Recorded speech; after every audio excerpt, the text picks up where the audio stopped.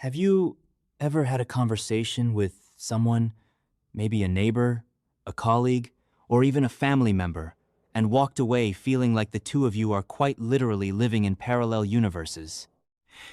You are looking at the exact same events, the exact same world, but the underlying reality you each perceive is entirely different. It is a profound and unsettling experience, and it is happening with increasing frequency. We often chalk it up to people just being stubborn or misinformed. But what if we are looking at it all wrong?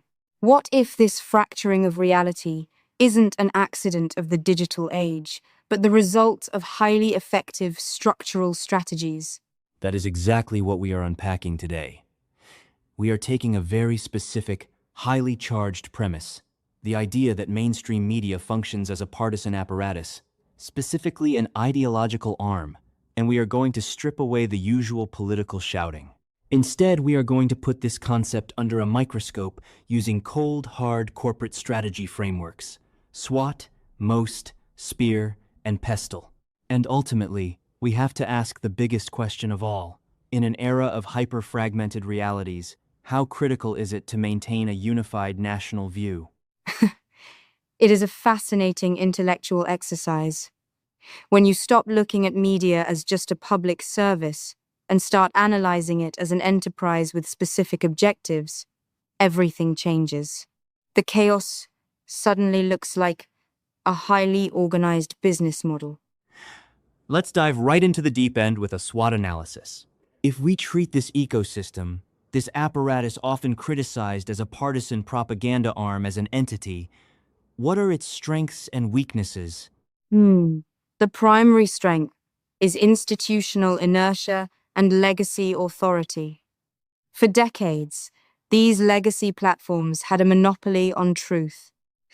They built massive distribution networks and deep integrations with other institutions, like academia and the corporate world.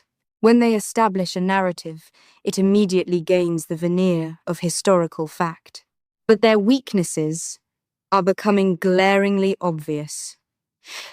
The biggest one is a catastrophic collapse in public trust.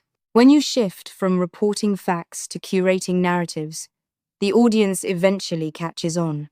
You also have the weakness of agility. Large legacy institutions move slowly compared to decentralized, independent networks. Which naturally leads to the opportunities and threats. The obvious threat is the rise of independent, decentralized media podcasts, citizen journalists, open source intelligence. People can now verify or debunk a narrative in real time. But what about the opportunities? How does an apparatus like this pivot?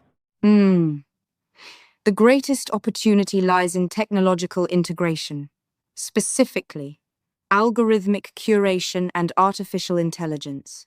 If you can partner with tech platforms to prioritize your content under the guise of authoritative sources while suppressing competitors under the label of misinformation, you effectively build a digital moat around your narrative. That sounds incredibly deliberate.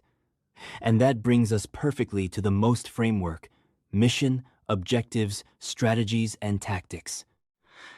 If we assume the mission is to shape public consensus and drive a specific ideological worldview, how do the objectives and strategies cascade from that? If the mission is ideological dominance, the objective is to control the Overton window, the range of ideas tolerated in public discourse. You want to define what is considered normal and what is considered extreme. The strategy to achieve this isn't necessarily fabricating lies out of whole cloth. It is much more sophisticated. It is the strategy of selective omission and disproportionate emphasis. Right. It is not always what is said. It is what is intentionally ignored. Exactly. And the tactics are the day-to-day operations. It is the use of emotionally loaded adjectives in headlines. It is the deployment of anonymous sources to float a narrative, which is then cited by other outlets to create an illusion of consensus. It is a brilliant, albeit cynical, tactical execution. It is like an architectural blueprint for building an echo chamber. Now, let's widen the lens. If most is how the machine operates internally, Spear and Pestle frameworks show us how it interacts with the broader world. Let's start with Spear: social, political, economic, academic, and religious or cultural factors. How does this media dynamic warp the social and cultural fabric? Socially, it creates tribalism. When media operates as a partisan arm, it stops being a mirror reflecting society and becomes a wedge dividing it. Economically, we have to recognize the attention economy. Outrage and fear are the most profitable human emotions. The business model demands that the other side isn't just wrong, but fundamentally evil. That drives clicks, which drives ad revenue. So the economic incentive is inherently opposed to social cohesion. That is a terrifying thought. And academically or culturally? Culturally, it creates a feedback loop. The media shapes the cultural narrative, which influences academic institutions, which then produce experts who go back on the media to validate the original narrative. It becomes a closed, self-sustaining loop of validation. That perfectly transitions into the Pestle analysis, especially the political, technological, and legal environments.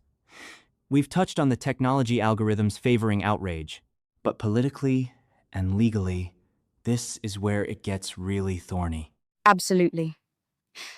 Politically, the media apparatus becomes deeply symbiotic with political power. Politicians rely on friendly media to launder their policies to the public, and the media relies on politicians for access and leaks. Legally, you see this playing out in debates over censorship, defamation, and the regulation of social media platforms. The push to legally define and regulate hate speech or fake news is often a battle over who gets to hold the monopoly on truth. It is a battle for the ultimate high ground. If you control the definition of truth, you control the legal and political landscape. And this brings us to the absolute core of our discussion today. We have just mapped out a highly sophisticated, deeply entrenched system that thrives on division, narrative control, and fragmented realities. But a nation is not just a piece of land. It is a shared story. How important is it, really, to have a unified national view?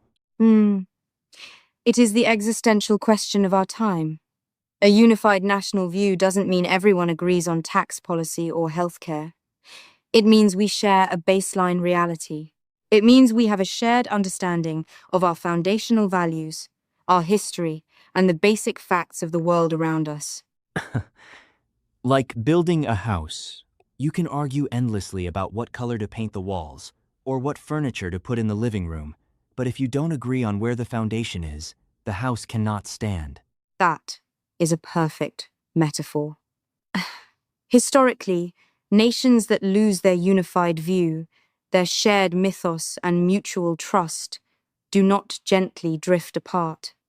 They fracture, often violently. When the media ecosystem actively dismantles that shared foundation for political or economic gain, it is playing a very dangerous game. Without a unified national view, a republic ceases to be a community and devolves into a collection of warring tribes sharing the same geography. But let me play devil's advocate here. Isn't a unified national view exactly what a propaganda machine tries to enforce? How do we distinguish between a healthy, organic national consensus and a manufactured, top-down narrative designed to crush dissent? That is the tightrope we are walking. A manufactured consensus relies on censorship, fear, and the silencing of alternative voices. It is fragile because it is artificial. A true, healthy, unified view is organic. It is forged through open debate, freedom of speech, and a genuine clash of ideas. It is resilient because it has survived scrutiny. The danger of treating media purely as a partisan weapon is that it destroys the very arena where that organic consensus can be built. So, the antidote to a fractured reality isn't forcing everyone to consume the same corporate media. It is fostering a culture of critical thinking, where individuals can navigate this complex matrix and find common ground on their own. Precisely.